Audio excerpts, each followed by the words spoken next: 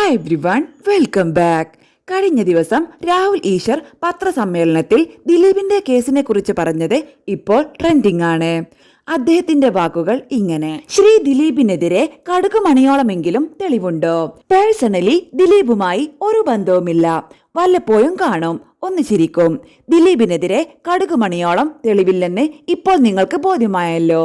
ഇനി മേൽക്കോടതിയിൽ പോകുമ്പോഴും കൂടുതൽ ബോധ്യമാവും. അങ്ങനെ സുപ്രീം കോടതിയിൽ നിന്നടക്കം വിധി വരുമ്പോൾ അത് ദിലീപ് ശക്തനായതുകൊണ്ട് ഒരു ഭാഗത്ത് മുഖ്യമന്ത്രി, മന്ത്രിസഭ, പോലീസ്, മീഡിയ, പ്രോസിക്യൂഷൻ ഇവർ നിൽക്കുമ്പോഴും മറുഭാഗത്ത് ദിലീപല്ല. ആ ധൈര്യമുള്ള ആ വനിതാ ജഡ്ജ്. ഭാവിയിലെ LLB സ്റ്റുഡൻസ് കണ്ടുപഠിക്കേണ്ട ഒരു കാര്യമാണിത്, വെച്ച് പൂജിക്കേണ്ടതാണ്. ആ വിധിയിൽ ഒരു വരി എഴുതിയിട്ടുണ്ട്. എന്തെന്നാൽ ആകാശം ഇടിഞ്ഞു വീണാലും ഞാൻ നീതി നടത്തും എന്ന് അവരുടെ വിധിന്യായത്തിലെ വാക്കാണ്.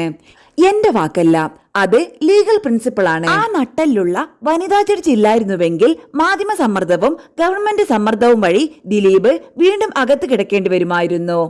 രാഹുൽ ഈശ്വർ പറയുന്നതിലും കാര്യമുണ്ട്. ഇല്ലാത്ത തെളിവ് ഉണ്ടാക്കി കൊടുത്താൽ ഇങ്ങനെയിരിക്കും. സത്യമായിട്ടുള്ള തെളിവ് കൊടുത്താൽ ഒരു കോടതിയും കാണാതിരിക്കില്ല.